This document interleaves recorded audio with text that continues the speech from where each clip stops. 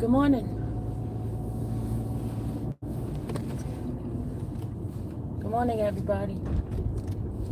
It's one of those mornings. Good morning, good morning, good morning, good people. Good morning. Good morning.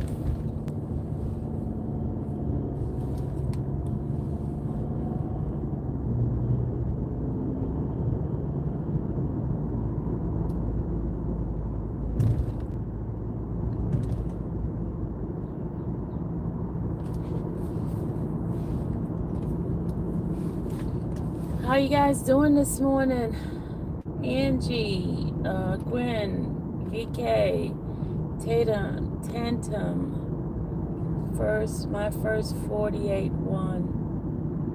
Hello, everybody.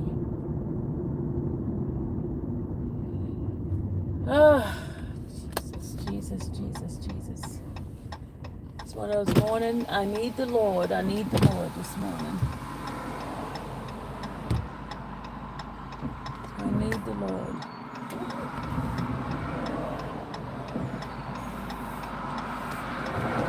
I need the Lord. Need him badly.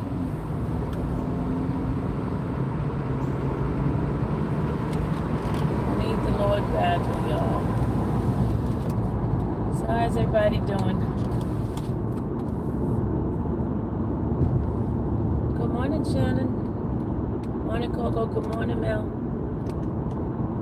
Kayla, good morning.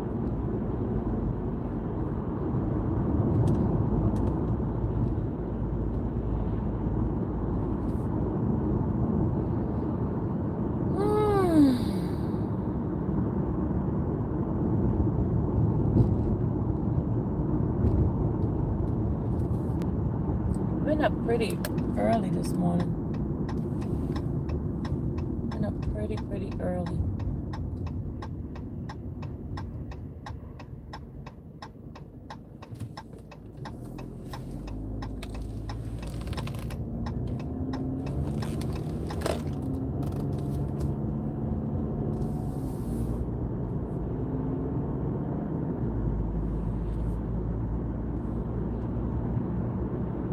It's like yucky. Open up these windows.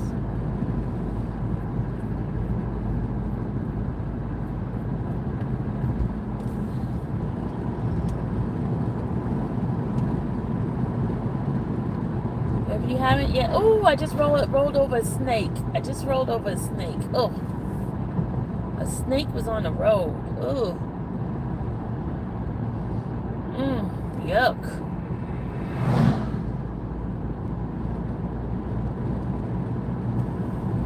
Got my oatmeal.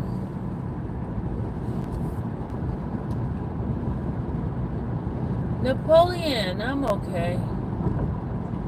I ain't 1000%, but I'm okay. Got some things on my mind, and I'm okay. Hey, German Martinez, how you doing? I'm on my way to YSL, Young Thug, Rico Trial. We've been off for a while, trying to get back in the groove of things. Today's Tuesday.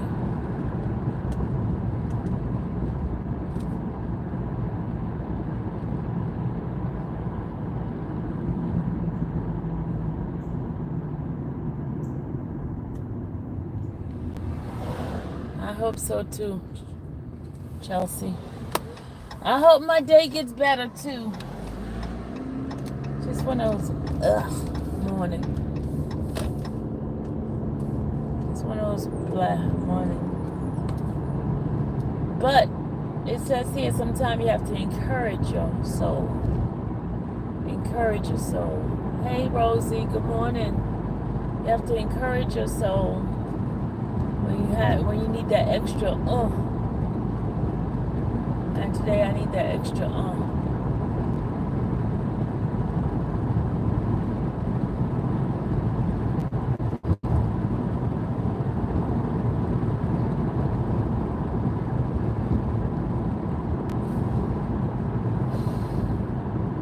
Thank you for the 11 people that hit the like button. I appreciate you. Much love. Right back at you.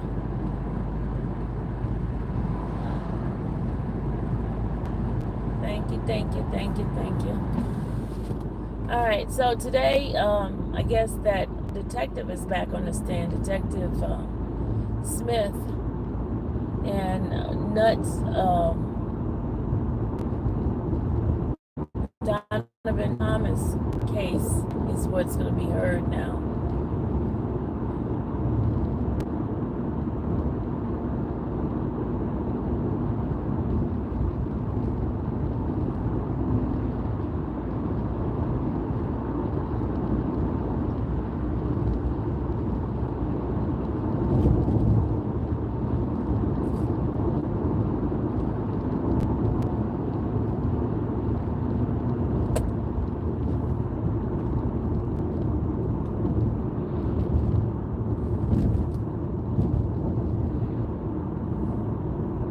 Feeling glad too, Chelsea?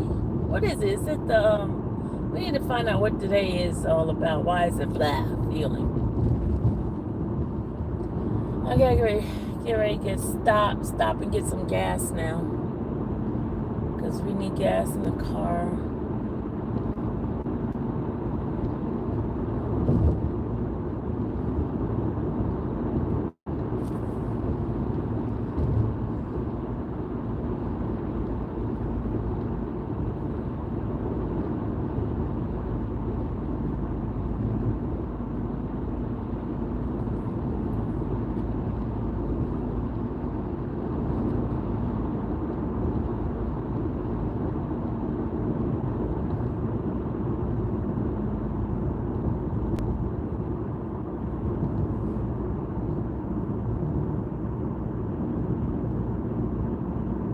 Thank you, Damien. Thank you. Appreciate it.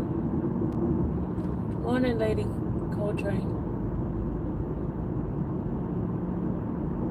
Oh, Lady D. That's Lady D. Good morning. Lady C. Good morning.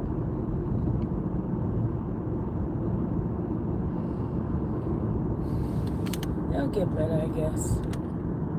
Today it'll get better.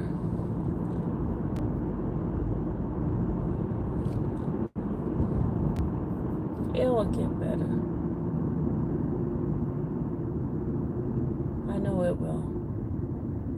I have to believe it will. I know it will get better today. Hey, Black Beauty. Good morning. Hey, Inez.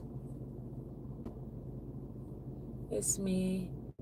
I did a name change. Oh, okay. I got you. Good morning, programmer.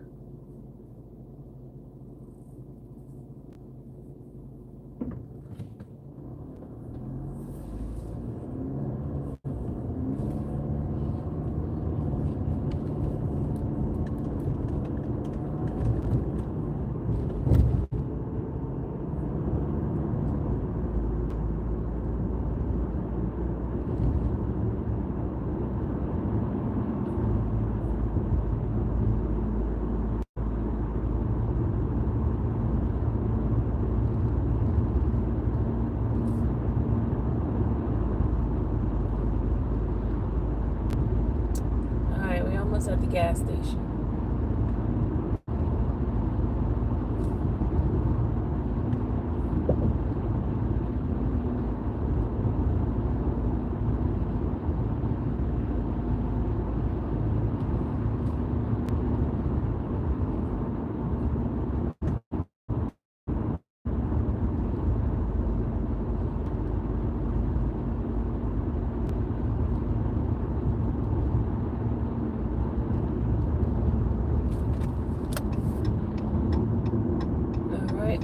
Go to the gas station, get some gas.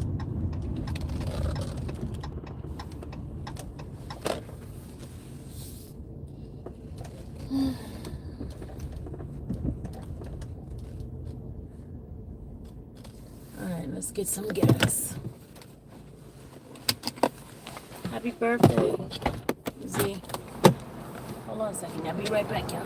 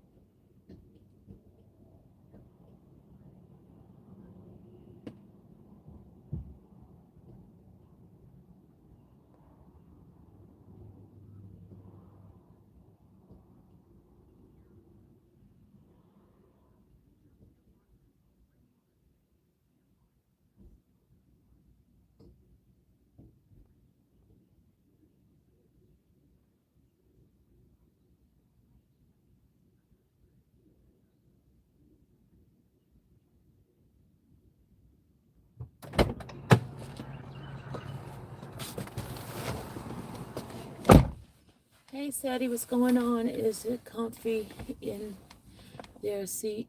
Did he leave the AC on seat? Who are you talking about? What are you talking about? Hey, Sadie, what is Sadie talking about?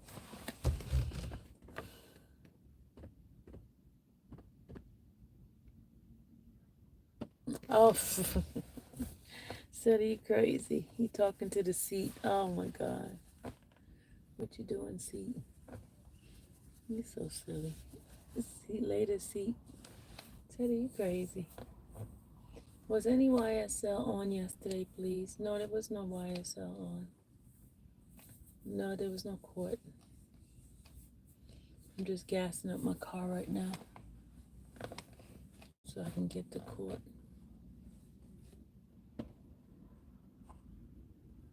You're welcome. We'll be live today. I'm gonna most likely do a recap. There was that motion. I did it yesterday. Was I the one from Big Nut Daddy? Yeah, I did it yesterday, and I watched your live yesterday too, Sadie. I need to do some of those titles like you do, because you be getting those numbers, man. You be getting those numbers. You get those titles. Hold on a second. Hold on. I'll be right back.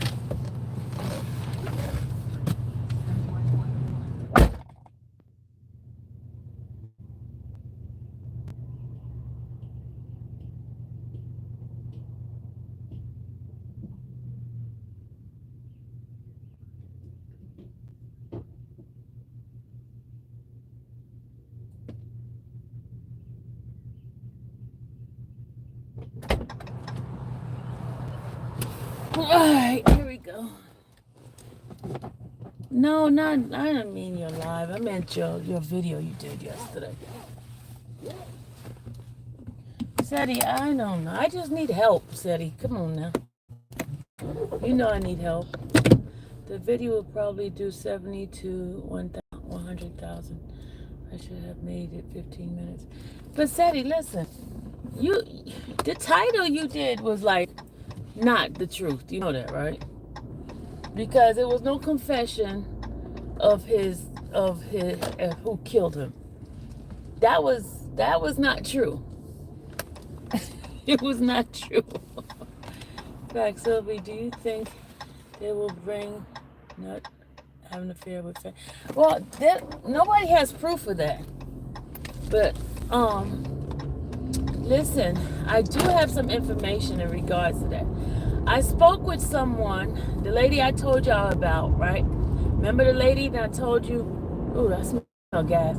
Oh, yeah, I touched something that had gas in it. Crap. They alluded to it. He alluded to it That's a good enough. No, he did not allude to it. You know what, Sadie? Sadie, okay, you made me laugh. Okay. I was feeling blah, but you made me laugh. Okay. um okay. What was I saying before this man rudely interrupted me? What was I saying? What was I saying? Yeah, I can't remember what I was saying. The titles be clickbait. That was what people be doing, Sylvia. You gotta do. But JT is hard. To me, it's because like yesterday, right? I did a title about Adam, right? Everybody came in thinking I was talking about Keith Adams, but I was talking about Timothy Adams. And people came in there saying, "Oh, you made us think that." No, I didn't make you think that. I just said Adams. So that is like the most I will do with the clickbait. You know what I mean? Because I didn't tell a lie. It was an Adam, but it wasn't that one. Boy titles all clickbait. Yeah, I know. I gotta do this. JT, help me. Help me, JT. I'm not cut out for this manipulation stuff. Not cut out for that. People call me scammer, but they don't understand. My stuff, my mental is not there. Only if they knew. Because everything I've ever said, like anytime I've ever asked for any funds or anything, the stuff has always been used for that, you know. I've never lied about what I'm going to use the funds for. So that's what scamming is. Scamming is for giving you fraudulent information or using it for fraudulent use. Never done that. Never done that. Never gave a false hope of anything.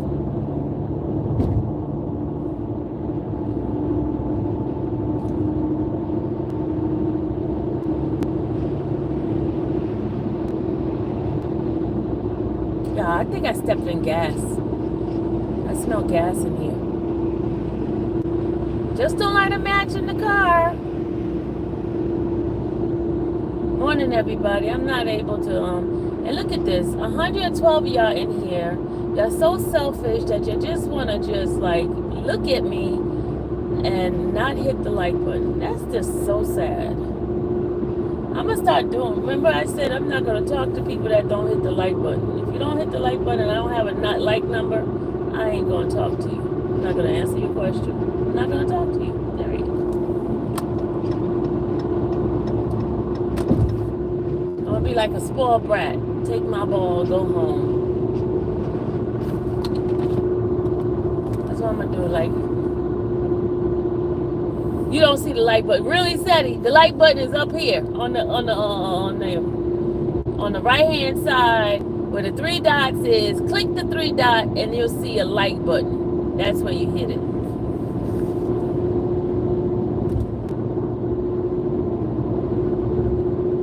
Thank you for the 39 people that just hit the like button. Thank you. I appreciate it. Y'all like me to feel sad, don't y'all? Y'all want me to feel sad. You want me to feel like all my efforts is in vain.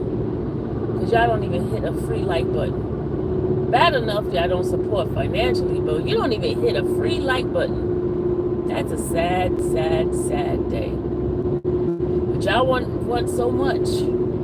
Y'all want information. Y'all want us to put things out. But then y'all just don't want to hit the like button. That's really sad.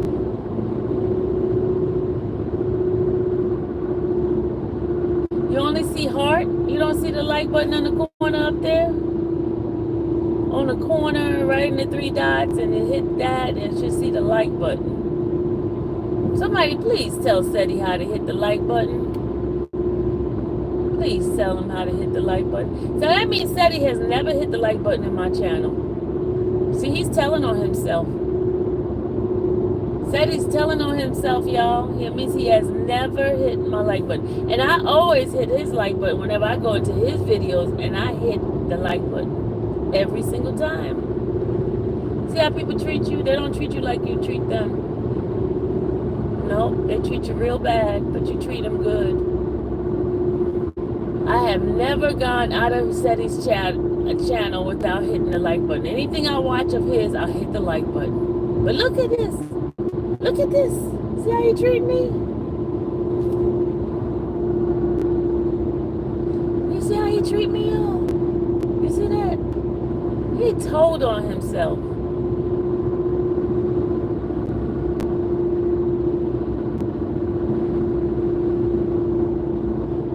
Y'all, he just told on himself. I get up early in the morning to give you guys insider information. I get out there, y'all. I do. I'm driving. I am boots on the ground. Exclusive inside the courtroom. I even show y'all the things that you don't see behind the camera. But no, what do y'all treat me? How do y'all treat me? By not hitting the like button. But that's not why I'm sad today. I'm not sad because y'all don't hit the like button. Because I would be sad every day. Because y'all don't never give me enough like buttons.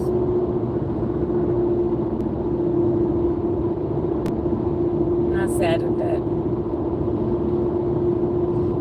Is it human to be not nice?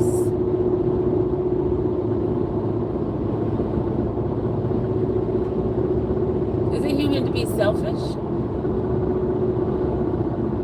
YouTube Live is different, Seti.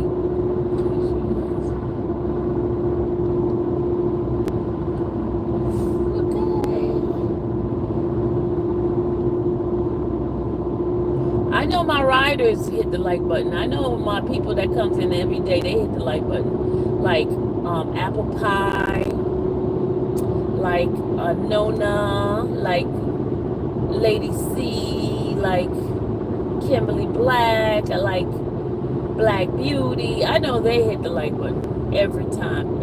I know Rosie hit the like button. I know Steph hit the like button. I know that.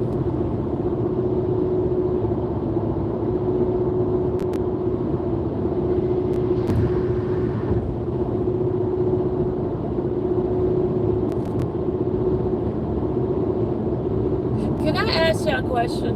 You do too? Okay, Coco hit the like button. Kenzie hit the like button.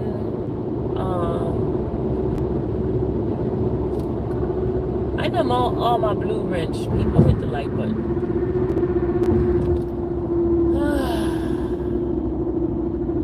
It's one of those morning, y'all.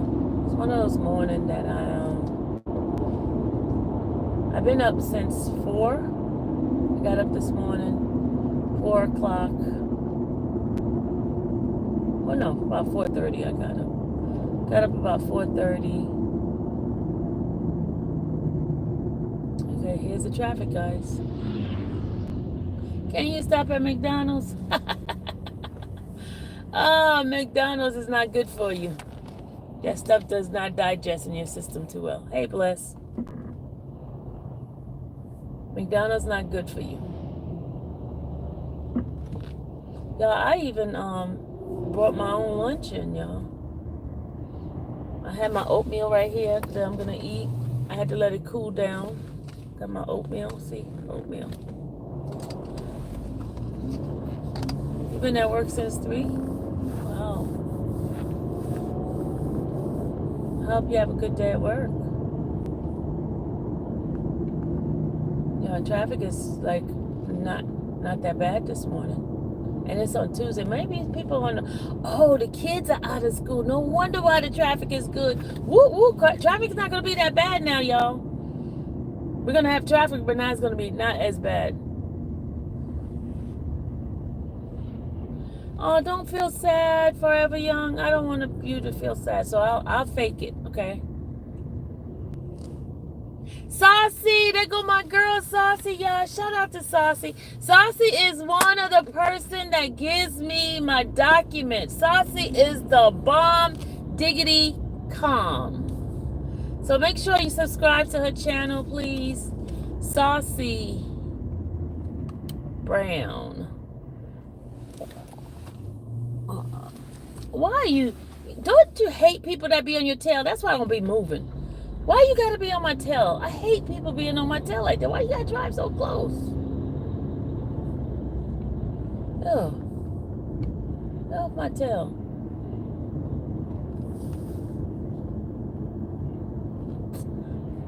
Shout out to Saucy, y'all. What time court starts? Court starts at 10 o'clock. 10 o'clock. But you know me, y'all. I'm one of those early birds. To be early, it means to be on time because you never know what might happen, especially with the stupid traffic. Is Thug back on trial today? Yes. Yes, back on trial today. Y'all, I'm telling you, I got that gas on my foot and I keep smelling gas.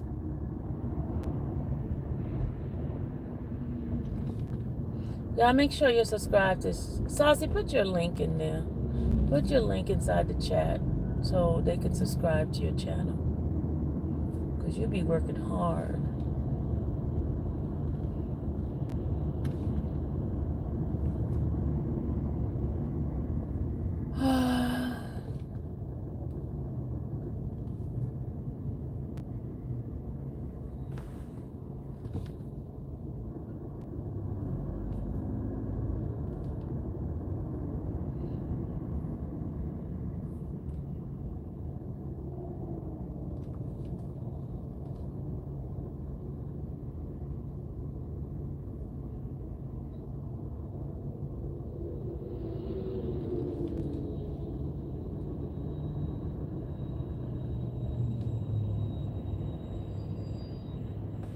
Sylvia, you give me life every day with your channel. You're the GOAT. Oh, Percy, thank you. Thank you. You know what? Y'all making me feel good. Because this morning I really didn't. I felt really like not my fullest. And I can't tell you if it's any particular reason. Physically, I feel good, but emotionally, I think I was feeling down for a couple of reasons. I'm listening to this book, y'all, and I'm gonna play some part of the book that I've been listening to. And this book is like, it's called F Everything. And he says the word. He says F-U-C. CK. It's like, I don't give a F-U-C-K. That's the name of the book. And I didn't listen to it today, but I want y'all to listen to some parts of it.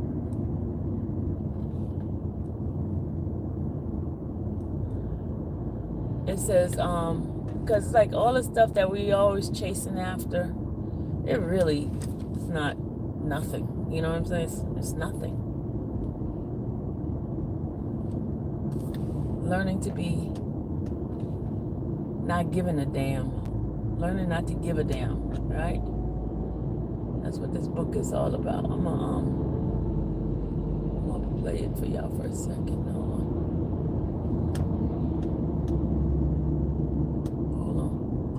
Hold on. Mariah got a book too, y'all? Okay, here we go.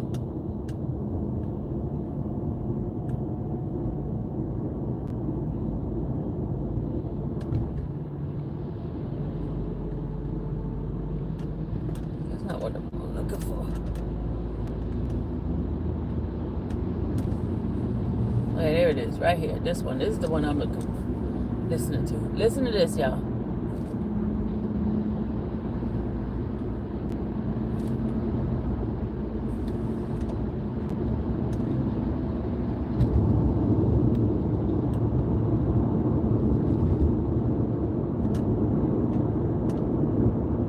Okay, listen.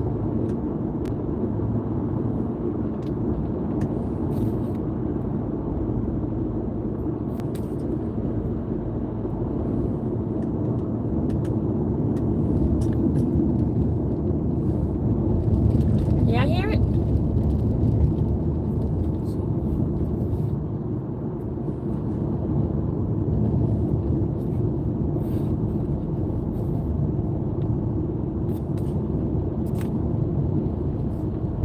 Okay, now you should be able to hear it now.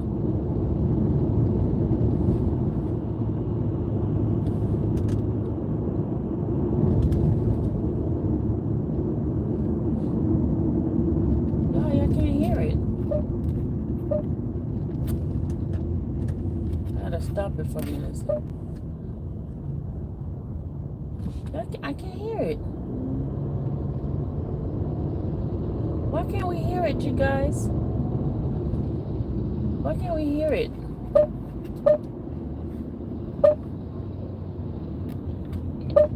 We can't hear it.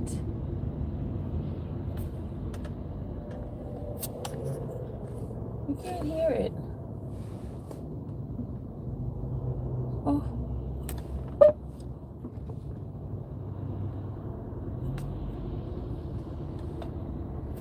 Why is it we can't hear it?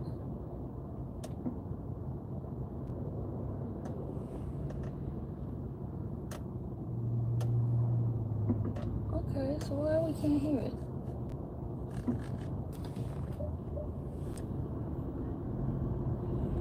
Guys, we can't hear it.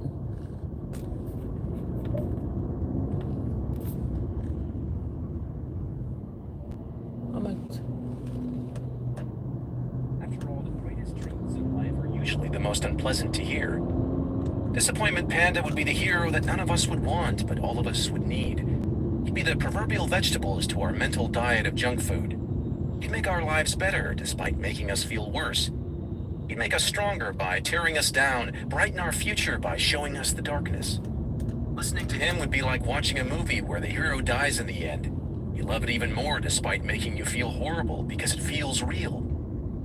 Can I hear it? So while we're here, allow me to put on my Disappointment Panda mask and drop another unpleasant truth on you. Okay. We suffer for the simple reason that suffering is biologically useful. It is nature's preferred agent for inspiring change. We have evolved to always live with a certain degree of dissatisfaction and insecurity, because it's the mildly dissatisfied and insecure creature that's going to do the most work to innovate and survive. We are wired to become dissatisfied with whatever we have and satisfied by only what we do not have. This constant dissatisfaction has kept our species fighting and striving, building and conquering. So no, our own pain and misery aren't a bug of human evolution. They're a feature. Pain in all of its forms is our body's most effective means of spurring action. Take something as simple as stubbing your toe. Now, if you're like me, when you stub your toe, you scream enough four-letter words to make Pope Francis cry. Then you also probably blame some poor inanimate object for your suffering. Stupid table, you say. Or maybe you even go so far as to question your entire interior design philosophy based on your throbbing foot. What kind of idiot puts a table there anyway? Seriously? But I digress. That horrible stubbed-toe-induced pain, the one you and I and the Pope hate so much, exists for an important reason. Physical pain is a product of our nervous system, a feedback mechanism to give us a sense of our own physical proportions, where we can and cannot move and what we can and cannot touch. When we exceed those limits, our nervous system duly punishes us to make sure that we pay attention and never do it again. And this pain, as much as we hate it, is useful.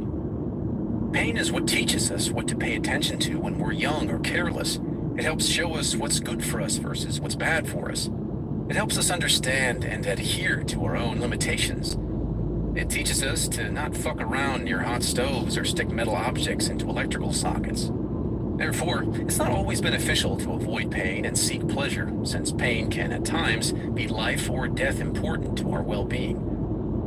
But pain is not merely physical. As anyone who has had to sit through the first Star Wars prequel can tell you, we humans are capable of experiencing acute psychological pain as well. In fact, research has found that our brains don't register much difference between physical pain and psychological pain. So when I tell you that my first girlfriend cheating on me and leaving me felt like having an ice pick slowly inserted into the center of my heart, that's because, well, it hurt so much I might as well have had an ice pick slowly inserted into the center of my heart. Like physical pain, our psychological pain is an indication of something out of equilibrium, some limitation that has been exceeded. And like our physical pain, our psychological pain is not necessarily always bad or even undesirable. In some cases, experiencing emotional or psychological pain can be healthy or necessary. Just like stubbing our toe teaches us to walk into fewer tables, the emotional pain of rejection or failure teaches us how to avoid making the same mistakes in the future. And this is what's so dangerous about a society that coddles itself more and more from the inevitable discomforts of life. We lose the benefits of experiencing healthy doses of pain, a loss that disconnects us from the reality of the world around us. You may salivate at the thought of a problem-free life full of everlasting happiness and eternal compassion. But back here on Earth, the problems never cease. Nope, Seriously, they don't. problems don't end. Nope, they don't. Disappointment Panda just dropped by.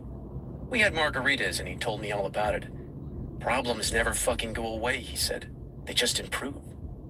Warren Buffett's got money problems. The drunk hobo down at Quickie Mart's got money problems. Buffett's just got better money problems than the hobo. All of life is like this. Life is essentially an endless series of problems, Mark, the panda told me. He sipped his drink and adjusted the little pink umbrella. The solution to one problem is merely the creation of the next one. A moment passed, and then I wondered where the fuck the talking panda came from. And while we're at it, who made these margaritas? Don't hope for a life without problems, the panda said. There's no such thing. Instead, hope for a life full of good problems. And with that, he set his glass down, adjusted his sombrero, and sauntered off into the sunset. Happiness comes from solving problems. Problems are a constant in life. When you solve your health problem by buying a gym membership, you create new problems, like having to get up early to get to the gym on time, sweating like a meth head for 30 minutes on an elliptical, and then getting showered and changed for work so you don't stink up the whole office. When you solve your problem of not spending enough time with your partner by designating Wednesday night date night, you generate new problems, such as figuring out what to do every Wednesday that you both won't hate, making sure you have enough money for nice dinners, rediscovering the chemistry and spark you two feel you've lost, and unraveling the logistics of fucking in a small bathtub filled with too many bubbles. Problems never stop. They merely get exchanged and or upgraded. Happiness comes from solving problems. The key word here is solving. If you're avoiding your problems or feel like you don't have any problems, you're going to make yourself miserable. If you feel like you have problems that you can't solve, you will likewise make yourself miserable. The secret sauce is in the solving of the problems, not in not having problems in the first place. To be happy, we need something to solve. Happiness is therefore a form of action. It's an activity, not something that is passively bestowed upon you, not something that you magically discover in a top 10 article on the Huffington Post or from any specific guru or teacher. It doesn't magically appear when you finally make enough money to add on that extra room to the house. You don't find it waiting for you in a place, an idea, a job, or even a book for that matter. Happiness is a constant work in progress because solving problems is a constant work in progress. The solutions to today's problems will lay the foundation for tomorrow's problems and so on. True happiness occurs only when you find the problems you enjoy having and enjoy solving. Sometimes those problems are simple: eating good food, traveling to some new place, winning at the new video game you just bought. Other times, those problems are abstract and complicated. Fixing your relationship with your mother, finding a career you can feel good about, developing better friendships. Whatever your problems are, the concept is the same. Solve problems. Be happy. Unfortunately, for many people, life doesn't feel that simple. That's because they fuck things up in at least one of two ways. 1. Denial. Some people deny that their problems exist in the first place, and because they deny reality, they must constantly delude or distract themselves from reality. This may make them feel good in the short term, but it leads to a life of insecurity, neuroticism, and emotional repression. 2. Victim mentality. Some choose to believe that there is nothing they can do to solve their problems, even when they in fact could. Victims seek to blame others for their problems or blame outside circumstances. This may make them feel better in the short term, but it leads to a life of anger, helplessness, and despair. People deny and blame others for their problems for the simple reason that it's easy and feels good, while solving problems is hard and often feels bad. Forms of blame and denial give us a quick high. They are a way to temporarily escape our problems, and that escape can provide us a quick rush that makes us feel better.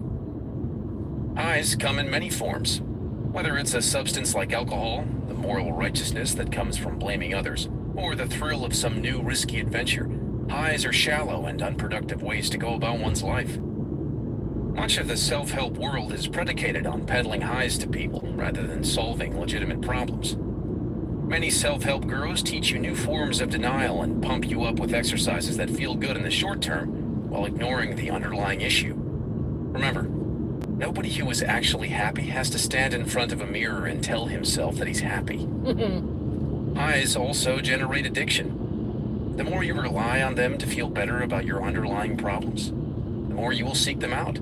In this sense, almost anything can become addictive depending on the motivation behind using it. We all have our chosen methods to numb the pain of our problems, and in moderate doses there is nothing wrong with this. But the longer we avoid and the longer we numb, the more painful it will be when we finally do confront our issues. Emotions are overrated. Emotions evolved for one specific purpose: to help us live and reproduce a little bit better. That's it. They're feedback mechanisms telling us that something is either likely right or likely wrong for us. Nothing more, nothing less. Much as the pain of touching a hot stove teaches you not to touch it again, the sadness of being alone teaches you not to do the things that made you feel so alone again. Emotions are simply biological signals designed to nudge you in the direction of beneficial change. Look, I don't mean to make light of your midlife crisis or the fact that your drunk dad stole your bike when you were 8 years old and you still haven't gotten over it. But when it comes down to it, if you feel crappy, it's because your brain is telling you that there's a problem that's unaddressed or unresolved. In other words, negative emotions are a call to action. When you feel them, it's because you're supposed to do something. Positive emotions, on the other hand, are rewards for taking the proper action. When you feel them, life seems simple and there is nothing else to do but enjoy it. Then, like everything else, the positive emotions go away because more problems inevitably emerge. Emotions are a part of the equation of our lives, but not the entire equation. Just because something feels good doesn't mean it is good. Just because something feels bad doesn't mean it is bad. Emotions are merely signposts, suggestions that our neurobiology gives us, not commandments. Therefore, we shouldn't always trust our own emotions. In fact, I believe we should make a habit of questioning them. It starts at 10 Many o'clock. people are taught to repress their emotions for various personal, social, or cultural reasons, particularly negative emotions. Sadly, to deny one's negative emotions is to deny many of the feedback mechanisms that help a person solve problems. As a result, many of these repressed individuals struggle to deal with problems throughout their lives. And if they can't solve problems, then they can't be happy. Remember, pain serves a purpose. But then there... Do y'all agree? Pain serves a purpose? Do you guys agree with that? Pain serves a purpose. Hello?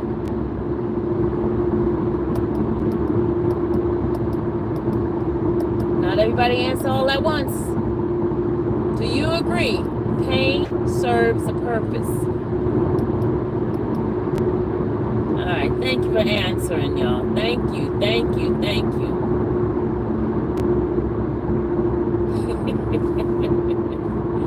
All right, let's.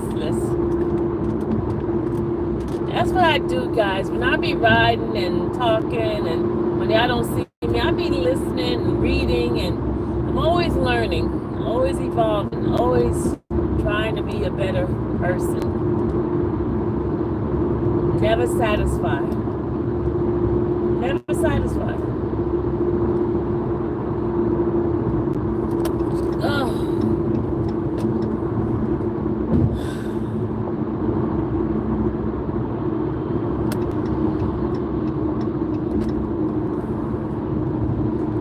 You need that book, LOL? Hey, nurse! All right, let's finish listening.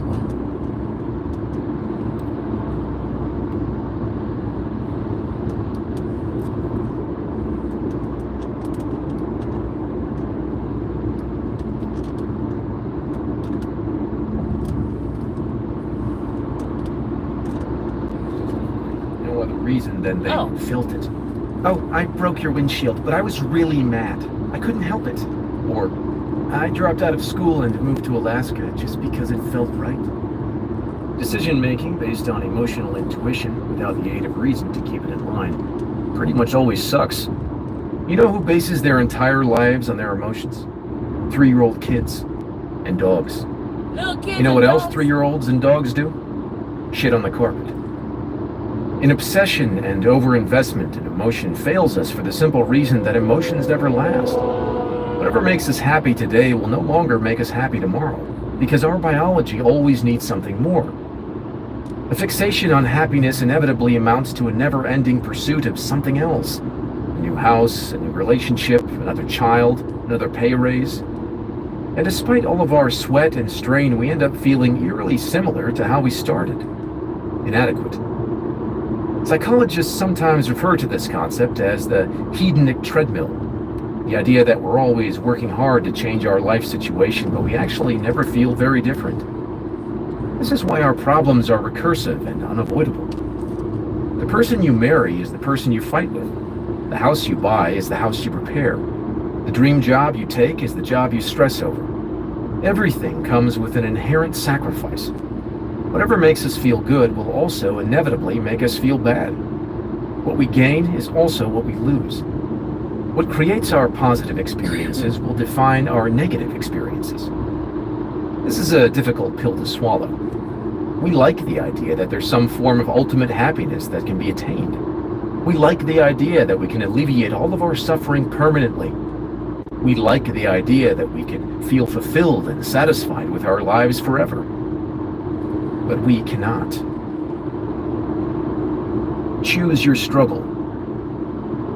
If I ask you, what do you want out of life? And you say something like, I want to be happy and have a great family and a job I like.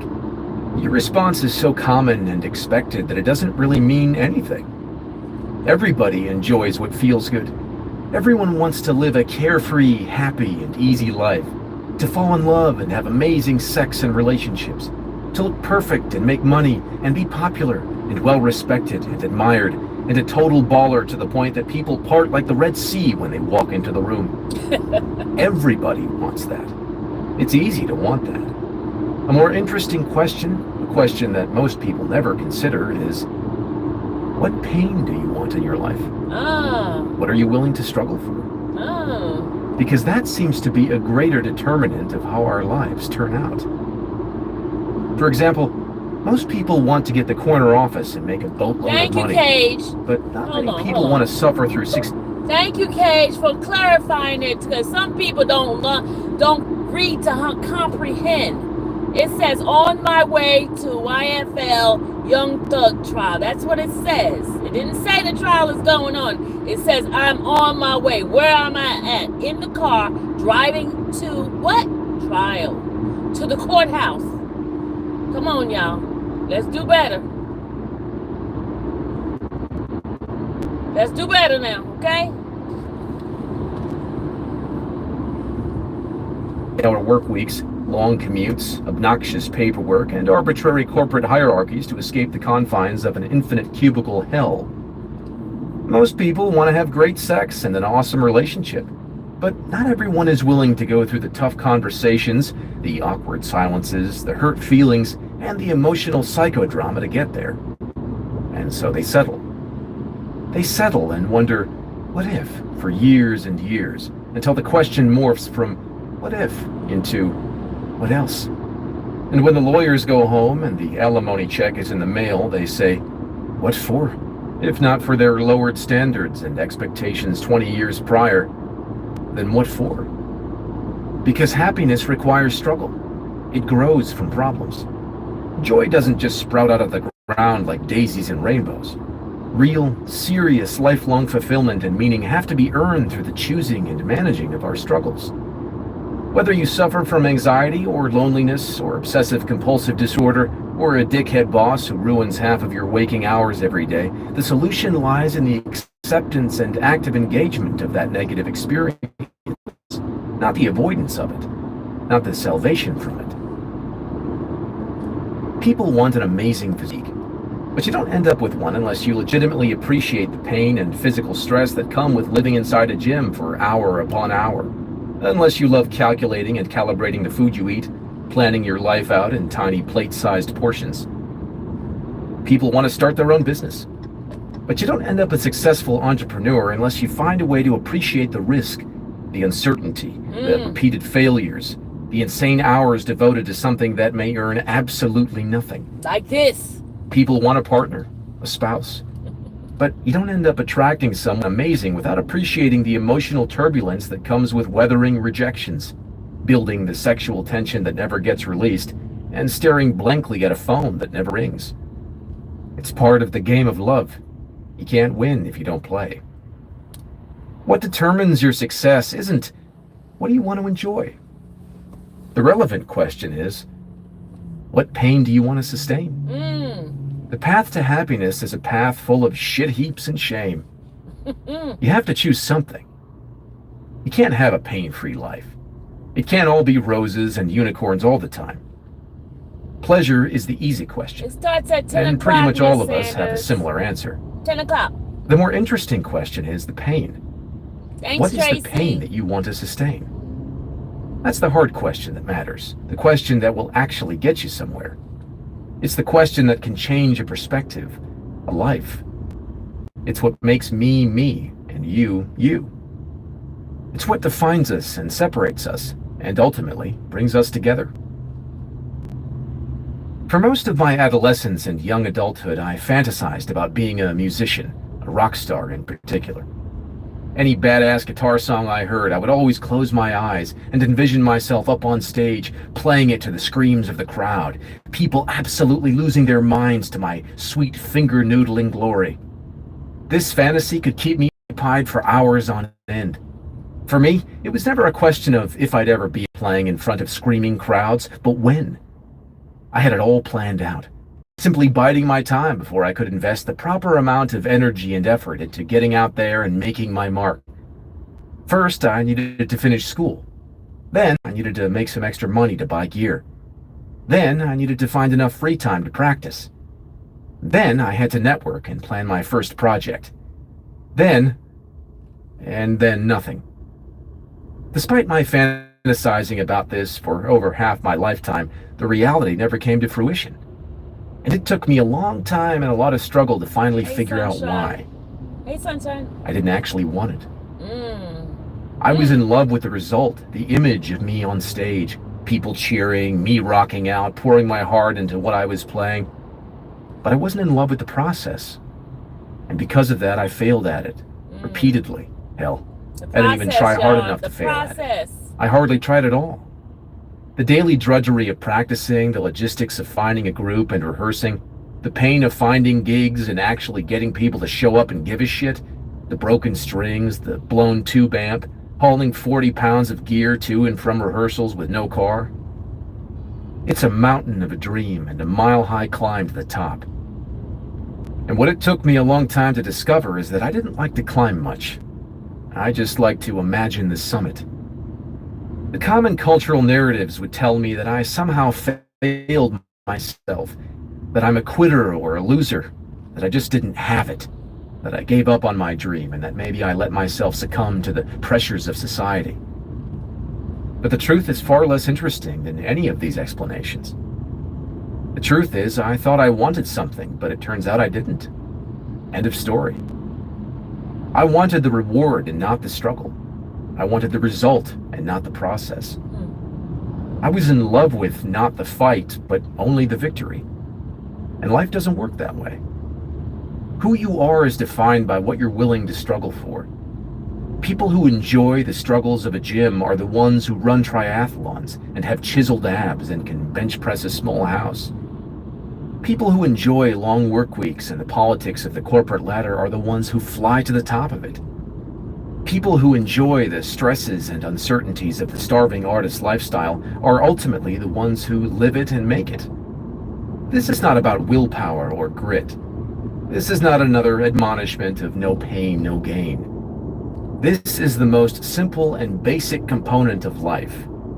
Our struggles determine our successes. Our problems birth our happiness, along with slightly better, slightly upgraded problems. See? It's a never-ending upward spiral. And if you think at any point you're allowed to stop climbing, I'm afraid you're missing the point. Because the joy is in the climb itself. Chapter 3. What do you think about that? What do you think about that part? Do you agree, guys? I know I agree. Because I'm in it right now. Traveling back and forth and showing up every day. I'm in it right now. I'm in it right now. I'm in it. I'm in it. It's a process. Trust the process, right? Trust the process. You are not special. I once knew a guy. We'll call him Jimmy. Jimmy always had various business ventures going. On any given day, if you asked him what he was doing, he'd rattle off the name of some firm he was consulting with. Or he'd describe a promising medical app he was looking for angel investors to fund. Or he'd talk about some charity event he was supposed to be the keynote speaker for. Or how he had an idea for a more efficient type of gas pump that was going to make him billions. The guy was always rolling, always on, and if you gave him an inch of conversational daylight, he'd pulverize you about how world-spinning his work was, how brilliant his latest ideas were, and he'd name-drop so much it felt like you were talking to a tabloid reporter. Jimmy was all positivity all the time, always pushing himself, always working an angle, a real go-getter, whatever it means. The catch was that Jimmy was also a total deadbeat, all talk and no walk. Stoned a majority of the time and spending as much money in bars and fine restaurants as he did on his business ideas, Jimmy was a professional leech, living off his family's hard-won money by spinning them, as well as everybody else in the city, on false ideas of future tech glory. Sure, sometimes he'd put in some token effort, or pick up the phone and cold call some bigwig and name drop until he ran out of names, but nothing ever actually happened. None of these ventures ever blossomed into anything. Yet the guy kept this up for years, living off girlfriend. AJ Smith is the one that's up right now. And the father's supposed to be coming this week as well. Smith is the up. And more distant relatives well into his late 20s. And the most screwed up part was that Jimmy felt good about it. He had a delusional level of self-confidence. People who laughed at him or hung up on him were, in his mind, missing the opportunity of their lives. People who called him out on his bogus business ideas were too ignorant and inexperienced to understand his genius. People who pointed out his deadbeat lifestyle were jealous. They were haters who envied his success. Jimmy did make some money, although it was usually through the sketchiest of means, like selling another person's business idea as his own, or finagling a loan from someone, or worse, talking someone into giving him equity in their startup. He actually occasionally talked people into paying him to do some public speaking. About what, I can't even imagine. The worst part was that Jimmy believed his own bullshit. His delusion was so bulletproof, it was honestly hard to get mad at him. It was actually kind of amazing. Sometime in the 1960s, developing high self-esteem, having positive thoughts and feelings about oneself, became all the rage in psychology. Research found that people who thought highly about themselves generally performed better and caused fewer problems. Many researchers and policymakers at the time came to believe that raising a population's self-esteem could lead to some tangible social benefits: lower crime, better academic records, greater employment, lower budget deficits. As a result, beginning in the next decade, the 1970s, self-esteem practices began to be taught to parents and included into educational policy. For example, was implemented to make low-achieving kids feel better about their lack of achievement. Participation awards and bogus trophies were invented for any number of mundane and expected activities. Kids were given inane homework assignments, like writing down all the reasons why they thought they were special, or the 5 things they liked most about themselves. Pastors and ministers told their congregations that they were each uniquely special in God's eyes and were destined to excel and not be average. Business and motivational seminars cropped up chanting the same paradoxical mantra: every single one of us can be exceptional and massively successful. But it's a generation later, and the data is in. We're not all exceptional. It turns out that merely feeling good about yourself doesn't really mean anything unless you have a good reason to feel good about yourself. It turns out that adversity and failure are actually useful and even necessary for developing strong-minded and successful adults. It turns out that teaching people to believe they're exceptional and to feel good about themselves no matter what doesn't lead to a population full of Bill Gateses and Martin Luther Kings.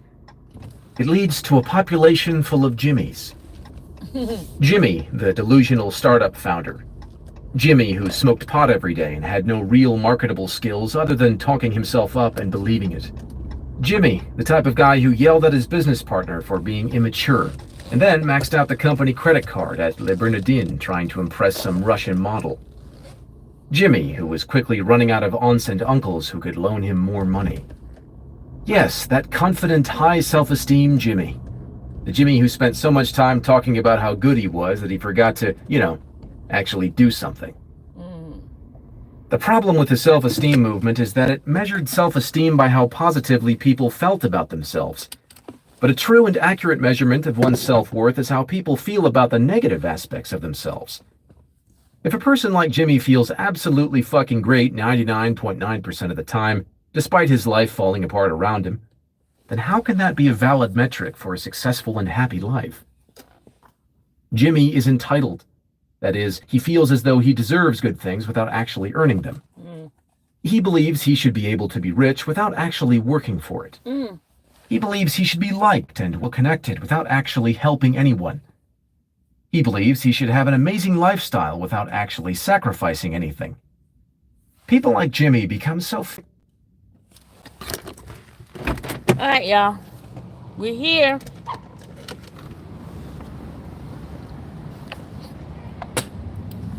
We're here.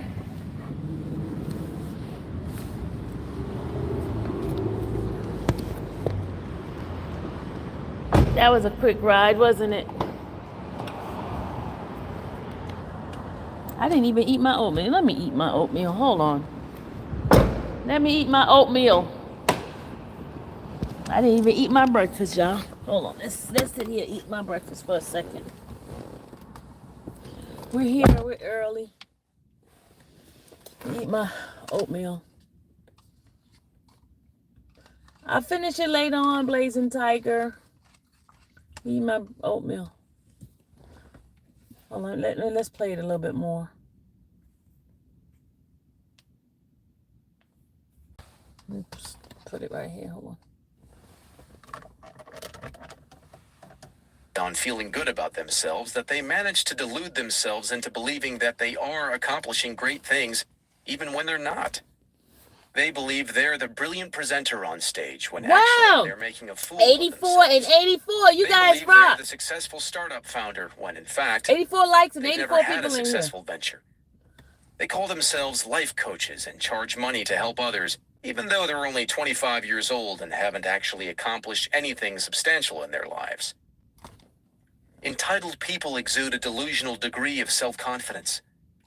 This confidence can be alluring to others, at least for a little while. In some instances, the entitled person's delusional level of confidence can become contagious and help the people around the entitled person feel more confident in themselves too. Despite all of Jimmy's shenanigans, I have to admit that it was fun hanging out with him sometimes. You felt indestructible around him. But the problem with entitlement is that it makes people need to feel good about themselves all the time, even at the expense of those around them. And because entitled people always need to feel good about themselves, they end up spending most of their time thinking about themselves. After all, it takes a lot of energy and work to convince yourself that your shit doesn't stink, especially when you've actually been living in a toilet. Once people have developed the thought pattern to constantly construe what happens around them as self-aggrandizing, it's extremely hard to break them out of it. Any attempt to reason with them is seen as simply another threat to their superiority by another person who can't handle how smart or talented or good-looking or successful they are. Entitlement closes in upon itself in a kind of narcissistic bubble, distorting anything and everything in such a way as to reinforce itself. People who feel entitled view every occurrence in their life as either an affirmation of or a threat to their own greatness. If something good happens to them, it's because of some amazing feat they accomplished. If something bad happens to them, it's because somebody is jealous and trying to bring them down a notch. Entitlement is impervious. People who are entitled delude themselves into whatever feeds their sense of superiority. They keep their mental facade standing at all costs, even if it sometimes requires being physically or emotionally abusive to those around them. Wow. But entitlement is a failed strategy. It's just another high.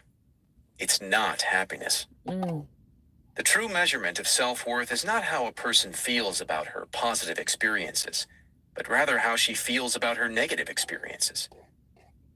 A person like Jimmy hides from his problems by making up imagined successes for himself at every turn.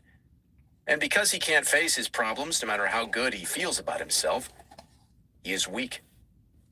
A person who actually has a high self-worth is able to look at the negative parts of his character frankly. Yes, sometimes I'm irresponsible with money. Yes, sometimes I exaggerate my own success. Yes, I rely too much on others to support me and should be more self-reliant. And then acts to improve upon them. But entitled people, because they are incapable of acknowledging their own problems openly and honestly, are incapable of improving their lives in any lasting or meaningful way. They are left chasing high after high and accumulate greater and greater levels of denial. But eventually, reality must hit, and the underlying problems will once again make themselves clear. It's just a question of when and how painful it will be. Things fall apart. Okay, y'all. I sat in my 9 a.m. Okay, we're on another chapter, so we gotta go now. We gotta go inside the building. I know you guys want to hear it, but we gotta go inside. I gotta get to work. I have to show up. Borrow for what they need, dry bag for what they want. Dry bag for what they want. I don't drop big, I ask. I don't drop big, I just ask. You got it? You got it. You ain't got it? You ain't got it.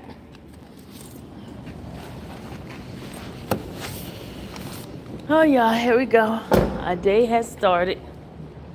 Put this phone in this thing here. Gotta put my trash out. Gotta get my trash. All right, let's turn around so we can see where we're walking.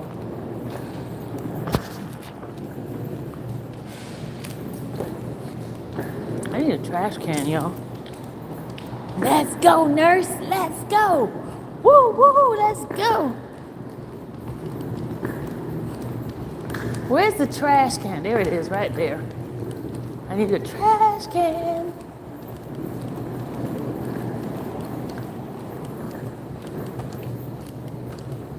Look at the trash can right there. See the trash can? The trash in the trash can. Hold on. All right, here we go. See you later, JoJo. Good morning. All right, yeah, let's go. Oh, man, y'all. I forgot to bring the Oreos. Dang. Remember I was supposed to be giving it to somebody, a homeless person? Dang. I forgot the Oreos to bring it.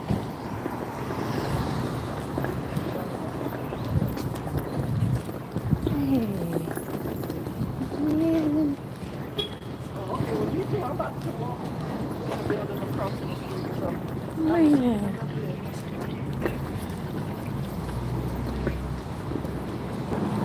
Hey, y'all.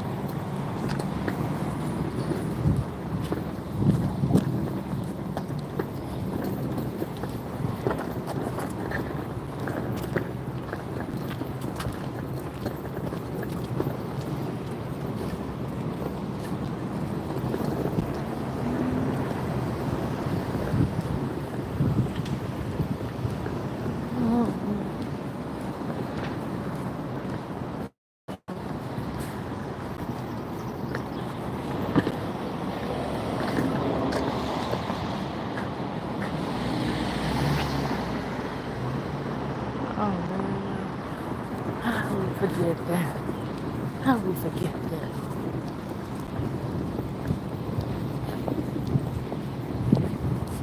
Yeah, I'll bring it tomorrow.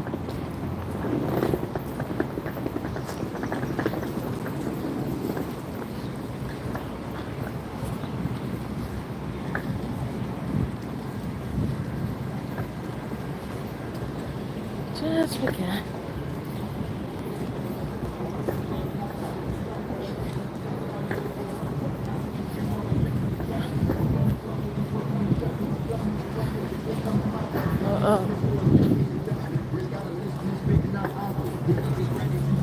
Good morning. How you doing? Where you get that from? That's a nice little Cadillac.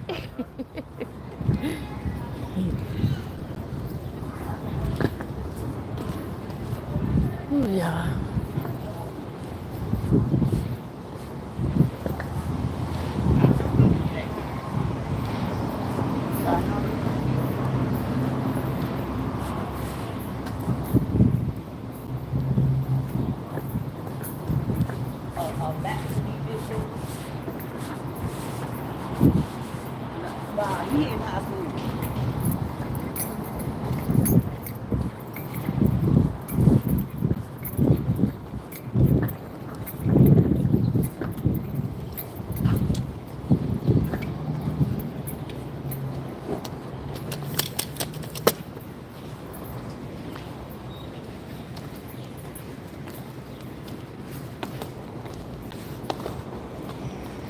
Okay, here we go. We at the door.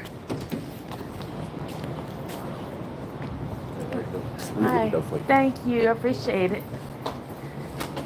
Thanks a lot. All right, y'all. Bye.